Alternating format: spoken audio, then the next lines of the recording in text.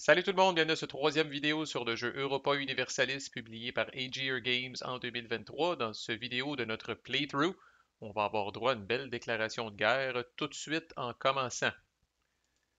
Mais avant, la fin du setup demande que chaque joueur pige une carte de chaque paquet, donc le vert qui est administratif, diplomatique et militaire. Puis après ça, chaque joueur peut piger trois cartes de plus du paquet de son choix. Et bon, les trois cartes des paquets, une de chaque, vous vous en sortez pas, là. Mais les trois cartes additionnelles, vous les pigez une à la fois. Fait que vous pourriez, par exemple, décider de piger une carte dans le paquet bleu, puis dire, ah, c'est direct la carte que je voulais. Puis sachant ça, ben, au lieu de vous acharner peut-être à continuer à piger des cartes du paquet bleu, vous allez peut-être en piger une verte ou une rouge. Bref, les cartes sont pigées une à la fois, c'est quand même important. De ces cartes-là, vous allez avoir droit d'en garder seulement 4. Fait que là, je rappelle que vous en avez 6 à ce moment-là dans les mains. Ça ne veut pas dire que vous allez les défausser, puisque à ce moment-ci, le jeu vous permet de jouer certaines de ces cartes-là comme advisors, les fameux conseillers dont j'ai déjà parlé un petit peu. Vous pouvez avoir maximum un conseiller pour chaque couleur, puis les conseillers essentiellement vont vous donner un nombre de cubes bonus à la fin de chaque tour. Ici, par exemple, mon ami Francis, qui est là, va me donner 3 cubes administratifs de plus. Mon ami Corfitz va me donner un cube diplomatique de plus. Puis présentement, je n'ai pas de conseiller militaire. Pour être capable à ce moment-là du setup de jouer les conseillers, vous devez payer le prix en cash. C'est pour ça qu'on s'énerve quand même pas trop, parce que j'avais, ça c'est ma main de carte, là.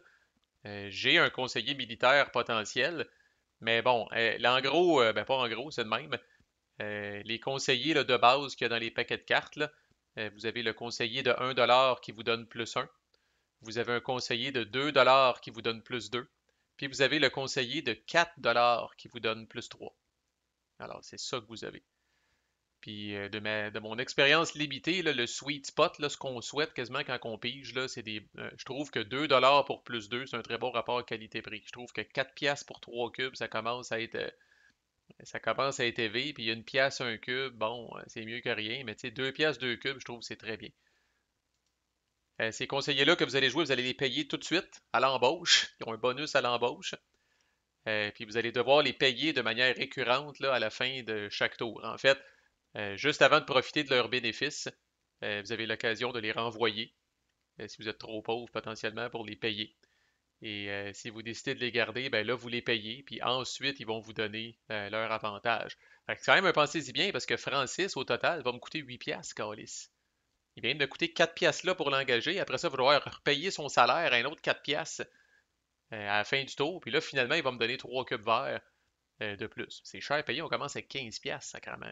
Fait que lui, il vient de me manger la moitié du budget. C'est un peu bizarre, là, mais la moitié du budget de Castillé pour les 30 années couvertes par la première ronde du jeu. Je dis n'importe quoi, ça va au salaire de Francis, en tout cas.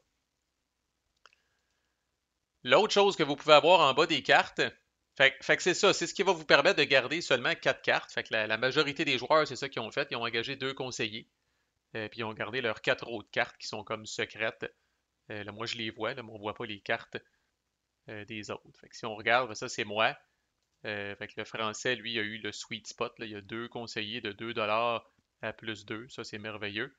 L'anglais, l'anglais, lui, il a un conseiller plus un puis un conseiller plus 2. Et il n'y a que l'Autrichien qui n'a gardé qu'un seul conseiller, un conseiller militaire de plus 2. Fait que la carte qu'on voyait tantôt là, dans les cartes d'action qui est défaussée, là, c'est l'Autrichien qui l'a défaussé parce qu'il y avait 6 cartes, il a engagé un conseiller, il restait 5 cartes, il en a défaussé une pour revenir à 4.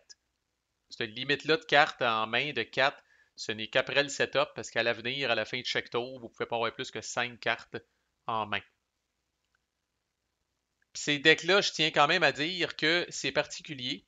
C'est pas un hostie de deck avec n'importe quoi dedans. Je pense que j'en ai parlé brièvement, mais là, on le voit vraiment, là. Fait que, par exemple, dans le deck de diplomatie, il y a 5 cartes subjugate qui sont pareilles à l'exception de la portion du bas, là. Mais la portion événement là, qui est ici, là, elle est pareille. Étudier la technologie, réseau d'espionnage, mariage royal, nouvelle alliance, tradition navale, puis contre-espionnage. That's it. Fait qu'il y a quoi? Une, deux, trois, quatre, cinq, six, sept. Il y a 7 cartes différentes dans ce paquet-là, c'est tout. Fait qu'il a l'air, en personne, il a l'air intimidant, parce qu'il y a comme peut-être, je sais pas, une trentaine de cartes dedans. Mais c'est pas toutes des cartes uniques, il y a 7 types de cartes. Fait que j'aime ça parce que ça donne, il y a une prévisibilité. C'est pas des jokes quand je disais tantôt que vous pigez puis vous êtes à la recherche d'une carte en particulier. Si c'est Subjugate que vous voulez piger, ben Chris, en ce moment, il y en a un, 2, 3, 4, 5. En ce moment, il y en a 5 sur le tas de cartes qu'il y a là. Fait que les chances sont bonnes. C'est pas comme si vous êtes à la recherche de l'éléphant blanc là, ou de la licorne ou peu importe, là, de la seule carte dans le paquet de 30, là, puis vous espérez un coup de bol incroyable. Là, fait que, puis c'est comme ça pour tous les decks. Fait que tous les decks sont à mancher de même. Euh, Peut-être 7, 8 cartes différentes en 3, 4, 5 copies chacune, quelque chose de même. L'autre chose que vous pouvez avoir en bas des cartes, à part des advisors, ça c'est un ruler ou un général potentiel. Fait qu'on le reconnaît par les 3 statistiques qu'il y a ici, qui sont pas sans rappeler les rulers historiques qu'on a. Typiquement, ces rulers-là, ça peut être soit des. Des fois, ça va être des personnages qu'on connaît là, dans le monde. Là. Puis là, le jeu offre des histoires alternatives que Juan José pourrait devenir le prochain empereur autrichien, par exemple, malgré son nom, peut-être qu'il sonne pas trop autrichien. Puis des fois, vous allez avoir des backers de Kickstarter, le photo va être là, en bas à gauche. C'est pas si pire, ça brise pas trop l'immersion, là. Et ils sont quand même pas posés avec un entonnoir sur la tête, là. Ils ont pris quand même une photo qui avait de l'allure, là. Euh, mais tu sais, comme le Jeffrey, comme moi j'ai, ça se peut-tu, là? Non, c'est pas moi qui l'a, c'est qui l'a? En tout cas, je courrai pas après ça pendant le Michael là, qui est ici, là, tu sais, j'ai l'impression à regarder à la face que c'est pas un personnage historique, là. D'après le don puis d'après le visage. Fait qu'en cas, probablement qu'il y en a qui ont payé le double du prix juste pour avoir leur tronche immortalisée là-dessus. Fait que la portion du bas, vous pouvez avoir un rouleur potentiel et certains de ces rouleurs-là peuvent être assignés comme généraux également. Fait que si on regarde, il est là Jeffrey, c'est une carte que j'ai dans ma main. Là. Fait que les personnages qui en bas à droite ont un coup là, sur un cercle rouge. Là. Fait que Jeffrey, ça me coûte un cube militaire pour l'assigner comme général à une de mes armées. Puis il va me donner les 2 dés blancs de bonus qu'il y a au-dessus de sa banderole. Mais quelqu'un comme Henrietta Maria, strictement une ruler, ne peut pas être assignée comme générale parce qu'elle n'a pas de valeur de dés, puis elle n'a pas de. Finalement, ça coûte pas de. En fait, c'est fucké. Je pense que vous pourriez, il faudrait que je recheck les règles. Vous pouvez peut-être même l'assigner comme général, même si elle donne pas de dés, puis même si ça coûte rien, parce qu'il y a certaines cartes militaires qui demandent qu'un général soit à la tête de l'armée.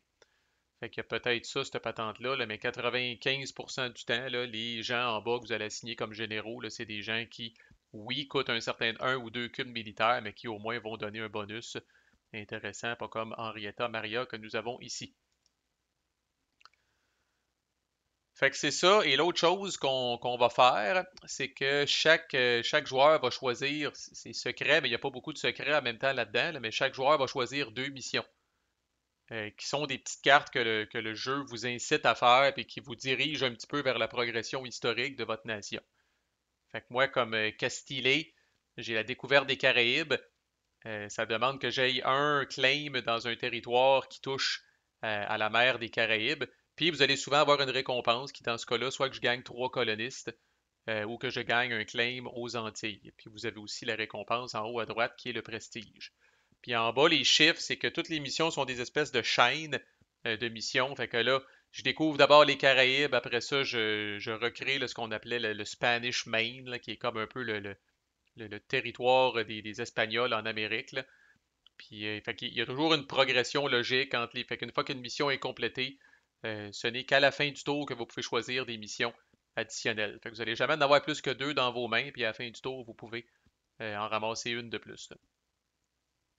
Ben, en fait, vous remontez à 2. Vous remontez à 2 missions dans votre main. Si vous avez été assez chieux pour faire vos 2, vous allez pouvoir en prendre 2 autres. Des fois, vous allez changer d'idée aussi. Il n'y a que 3 missions de base, celles qui ont un fond vert, il n'y a que 3 missions de base comme ça. Fait que, tu sais, les joueurs vont comme puis toutes les autres ont comme prérequis qu'une des missions vertes ait été faite. Fait qu'il n'y a pas beaucoup de secrets au début. Là. Tu sais, fait que moi, je commence avec ces deux-là. Bon, j'en avais une troisième que j'aurais pu prendre, que j'ai décidé de ne pas prendre. L'autre, c'est la Reconquista. qui demande que je contrôle toutes les provinces à Andalusia. C'est quand même assez relativement facile à faire, là. C'est l'area qui est ici, là, où j'ai déjà des villes, là. Fait que le jeu m'encourage fortement à me frotter euh, à cette nation-là, là, dont la capitale est Granada, puis dont j'ai oublié le nom, qui est peut-être Granada aussi, mais peu importe. Fait que ça, c'est le setup. On fait ça dans l'ordre. L'ordre dans lequel les cartes sont défaussées est important, croyez-le ou non. C'est pas un jeu où vous fouillez dans les vidanges et vous recrissez la vidange n'importe comment. L'ordre dans lequel les cartes sont défaussées, c'est important parce que vous avez une habilité importante qui vous permet d'aller chercher une carte d'un poubelle. Mais vous pouvez juste prendre parmi les 6 premières cartes du dessus de la discard. Alors, une fois que la carte a descendu suffisamment profondément, vous n'y avez plus accès. Fait que c'est pour ça qu'on fait la pige des cartes puis tout ça dans l'ordre de tour. Fait que là, on revient à l'ordre de tour, c'est au français. Quand c'est votre tour, bon, ben là, on brûlera pas les étapes, on va voir ça une après l'autre, là. Euh, fait que le Français, à son tour, carrément, déclare la guerre à l'Angleterre. Fait qu'il perd pas de temps. Puis là, il faut comprendre, encore là, il y a une question de mission là-dedans, là. Mais bon, ces taches rouges-là, là, le Français a une mission de les faire disparaître de son territoire ancestral. Fait que, il y a un œil définitivement sur ces 4 villes-là qui appartiennent à l'anglais au début, puis ça doit se régler. Puis malheureusement, dans ce jeu-là, comme dans beaucoup d'autres jeux, les joueurs voient le côté gaming et ne sont pas influencés par des siècles et des siècles de haine entre deux peuples, comme les Français puis les Anglais, là. Fait que déjà là, en déclarant la guerre à l'anglais, le Français, il dit, ben, je suis prêt à t'échanger l'Écosse contre les villes que tu as ici, là. Fait qu'on risque d'avoir une guerre un petit peu phony, là, comme on dit, là. Here I stand, des fois c'est la même chose aussi, là. Tu sais, on est en guerre, mais on n'est pas vraiment en guerre. Tu sais, on peut pas empêcher les joueurs d'exploiter le côté gameplay. Mais c'est certain, encore là, j'en ai parlé, dans une game à 4, si le français puis l'anglais s'entre-déchirent et s'entretuent, tout ce que ça va faire, c'est que moi puis l'Autrichien, on va prospérer dans notre paix, puis on va les torcher au niveau des points de prestige. Fait que déclarer la guerre, fait que là, je vais player le log. Fait que là, le français pige ses missions. I think I will do. Je vais faire le move évident, puis je vais déclarer la guerre sur l'Angleterre. Le français est très verbose dans son log, fait que c'est intéressant quand on replay ça dans Vassal. Ça lui coûte 1 cube militaire de faire ça. Pour 1 cube militaire, vous pouvez déclarer la guerre à la planète au complet, si vous voulez. OK. Une guerre, on déclare ça par realm, donc par couleur de truc, là. T'sais, fait que je pourrais déclarer la guerre sur eux autres, je pourrais déclarer la guerre à une autre guerre avec eux autres, une autre guerre avec eux autres, une autre guerre avec eux autres, ok? Mais ça me coûte 1 cube militaire pour déclarer la guerre potentiellement à la planète au complet. Vous ne pouvez pas déclarer la guerre sur vos alliés. Vous ne pouvez pas déclarer la guerre si vous êtes en trêve avec un power. On tombe en trêve avec un power, typiquement, ça ressemble beaucoup à Here I Stand. Une fois qu'on a fait la paix, là, il y a une trêve d'au moins un tour, ou un round, je devrais dire, qui suit, là. Pendant ce temps-là, on ne peut pas se déclarer la guerre. Fait intéressant à noter, ils n'ont pas bien le choix de faire ça au niveau des mécaniques. Vous ne pouvez pas déclarer la guerre sur un joueur qui a passé. Un joueur qui a passé, il ne peut plus jouer. Puis des fois, dans ce jeu-là, dépendamment de la quantité de cubes qu'on a en avant de nous autres, là, des fois, il y a des joueurs qui vont passer, puis nous autres, on va jouer 4, 5, 6 fois de plus parce qu'on avait 4, 5, 6 cubes que l'autre personne ou de la façon qu'on les a dépensés. En tout cas, ça donne de même. Fait qu'évidemment, une fois que la personne n'a plus de crise de cubes en avant d'elle, incluant plus de cubes militaires, vous ne pouvez pas y déclarer la guerre. Ça, vous oubliez ça, là. Vous pouvez même pas déclarer la guerre sur un allié, une nation alliée qui n'est pas un joueur, mais qui est allié avec un joueur qui lui a passé ou qui lui est en trêve avec vous autres. Fait que c'est un peu les deux mêmes conditions, mais qui s'appliquent aussi aux alliés de ce joueur-là qui a passé ou qui est en trêve avec vous autres. Puis vous pouvez pas déclarer la guerre si vous n'avez pas de ruler. Si votre ruler a crevé et vous ne l'avez pas remplacé, vous ne pouvez pas déclarer la guerre. Et là, les Français avec Charles VII qui est en forme n'ont aucun problème avec ça, déclarent la guerre à l'Angleterre. Vous perdez 2 de stabilité, ce qui est vraiment pas banal, si vous n'avez pas de raison de déclarer la guerre. Mais ce jeu-là, vous vous en doutez, là, il y en a en esti des raisons de déclarer la guerre. Puis la plus commune, c'est celle-là que le français utilise, c'est d'avoir au moins ce que le jeu appelle un claim dans un area où se trouve au moins une ville de la personne à qui vous déclarez la guerre. Fait que là, dans ce cas-là, le français justifie sa guerre de conquête, de dire je veux reprendre ces territoires-là sur lesquels j'ai un claim, c'est-à-dire j'ai un œil dessus où je considère que ça me revient de droit, et ça, c'est suffisant. Puis ça, c'est la plus commune, mais il y a des croisades, il y a il y a des événements qui vont vous donner des raisons de partir en guerre. En tout cas, c'est pas ça qui manque. J'ai jamais vu à date dans ma vie, à moins qu'on veuille un effet de surprise ou quelque chose de même, peut-être. J'ai jamais vu un power déclarer la guerre sans avoir de raison puis perdre ce 2 de stabilité-là. Ensuite, c'est ce que le français va faire. Vous pouvez faire un appel aux armes à vos alliés.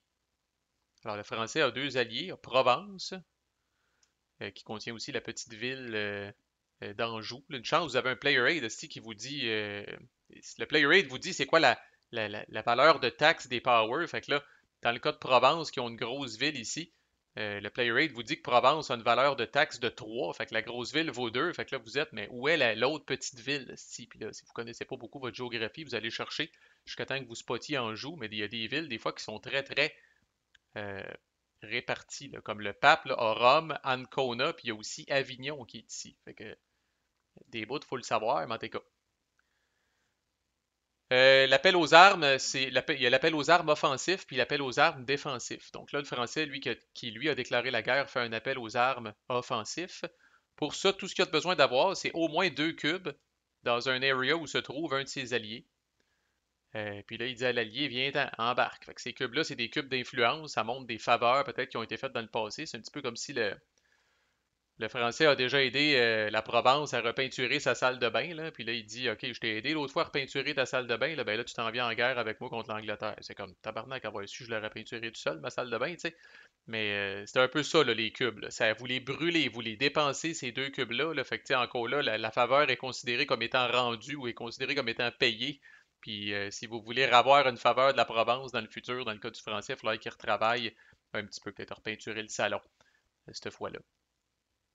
Pour pouvoir faire un appel aux armes, il faut que cet allié-là soit adjacent à à vos propres villes. C'est vraiment pas un problème dans le cas du français, ou adjacent à l'ennemi. Fait que c'est pas un problème pour la Provence, puis c'est pas un problème pour l'Écosse non plus, qui est l'allié du français. Fait que là, on va le voir, je pense. Bon, il dit ma raison pour la guerre, c'est les claims, ça c'est bon. Il appelle Provence aux armes. Fait que là, vous allez voir, il va enlever ces 2 petits cubes de Provence, puis il va tourner le marqueur d'allié du côté que le feu est pogné, là. Puis ça, c'est dans les termes techniques du jeu, ça devient un allié actif qui participe à la guerre au même titre que la France. Vous n'êtes pas obligé d'appeler aux armes tous vos alliés. Puis d'ailleurs, en offensive, si vous n'avez pas au moins 2 cubes, vous n'êtes pas capable de le faire. Ça lui donne la moitié de la valeur de taxe. Puis ça, c'est quelque chose qui revient très très souvent dans le jeu. La valeur de taxe d'un power, c'est pas compliqué. Vous cumulez toutes ces villes. Une grosse ville vaut 2, une petite ville vaut 1.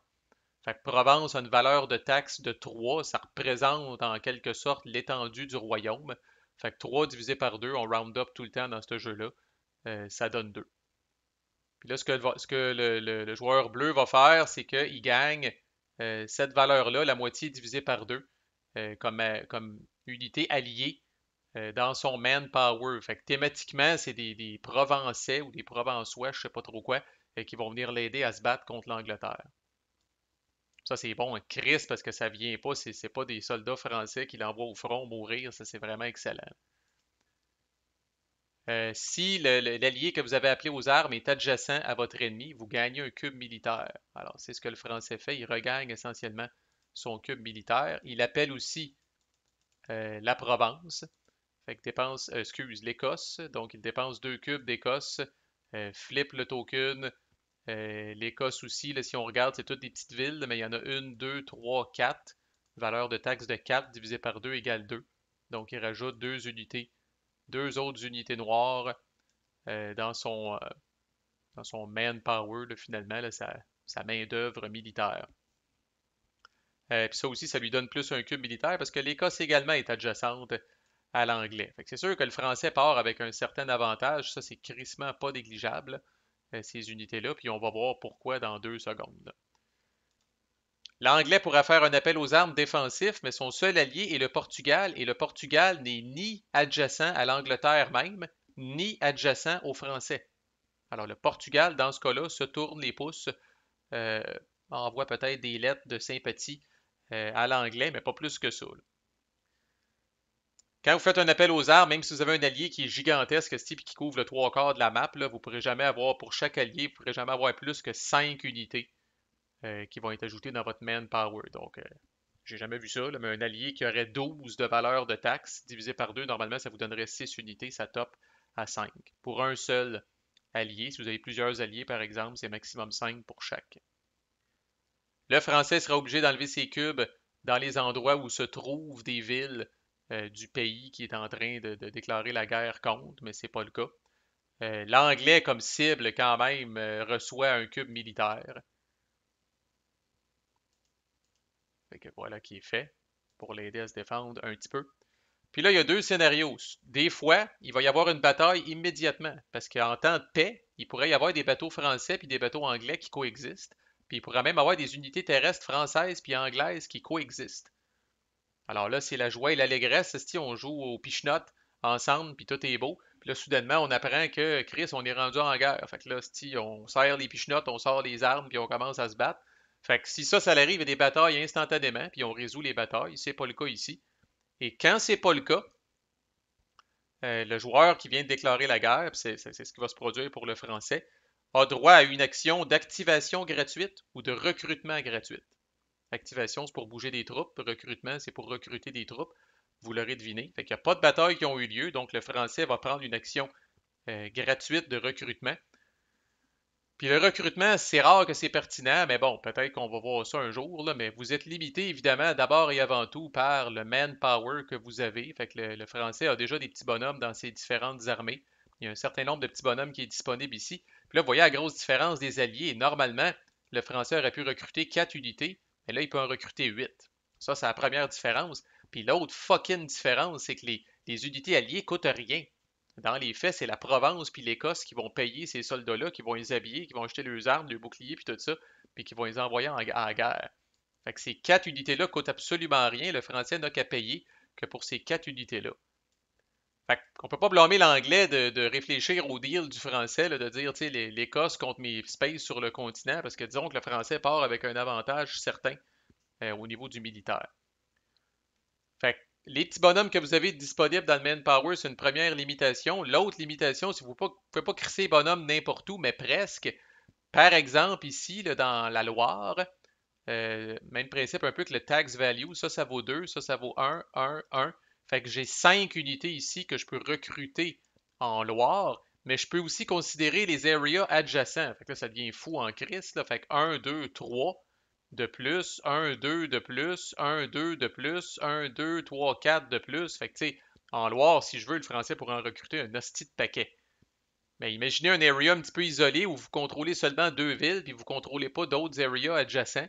Là, vous seriez limité en termes de. Vous ne pourriez pas lever 10 troupes d'une shot dans cette place-là. Fait que c'est rare qu'on pogne cette limite-là.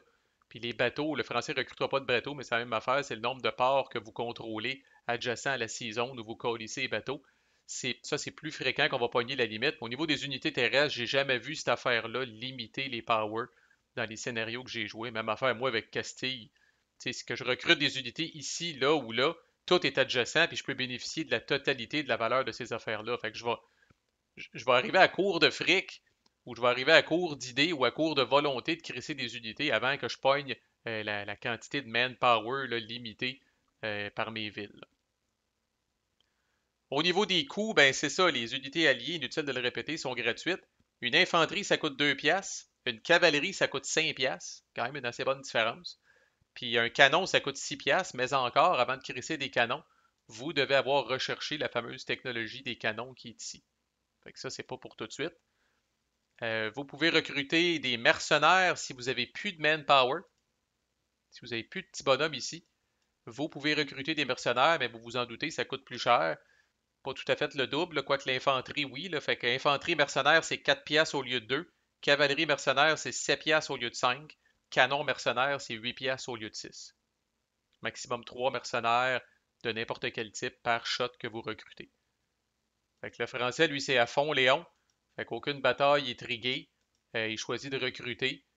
Il commence par prendre une. Puis, ouais, les unités alliées, ce sont nécessairement des infanteries. Vous ne pouvez pas en faire des canons. Ça sera fort en tabarnak. Là.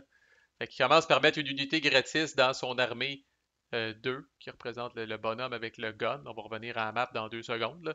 Fait que ça, c'est gratos. Tout le reste dans une nouvelle armée. Fait que les 3 unités alliées gratuitement ici, 3 unités d'infanterie de son propre cache, ce qui donne 6 piastres, puis une unité de cavalerie de plus qui donne 5 piastres, donc 11 piastres en tout. Fait que c'est coûteux la guerre, lui, avec ses advisors puis tout ça. Il n'y a plus de calice de scène dans son treasury, là, je sais pas comment appeler ça, là, sa trésorerie, là, son butin royal ou peu importe, le budget de sa nation. Fait qu'il n'y a plus de crise de pièces. Mais il y a du monde en tabarnak, par exemple. Là, je pense qu'il va ajouter son armée 3. Il a-tu ajouté son armée 3? Ouais, il l'a mis à Burgundie, je pense. Fait que vous voyez les petits bonhommes, là, le dude ici qui est l'armée 1, ça c'est l'armée 2, puis ça c'est l'armée 3. Il y a du monde en tabarnak. Tu sais, c'est sûr que l'anglais a pas joué encore, là, mais l'anglais, tu sais, avec une armée, avec deux petits bonhommes, là, puis pas d'alliés pour cette guerre-là, puis tout ça, tu sais, c'est un peu effronté pour lui d'espérer de se frotter à ça, là. Anyway, fait que c'est ça, on a vu pas mal d'affaires, ça part raide, mais ce scénario-là, de manière générale, là, dans ma game face à face, ça va pas pris de temps non plus, avec le français puis l'anglais se tapent dessus, là. Puis cette game-là fait pas exception. Donc, vous avez vu une première truc de déclaration de guerre, puis on reviendra ces concepts au fur et à mesure du playthrough dans le prochain vidéo. Que vais-je faire, moi, comme première action? Oh my god, spoiler, ça va être pas mal moins spectaculaire, puis pas mal plus pacifique. À plus!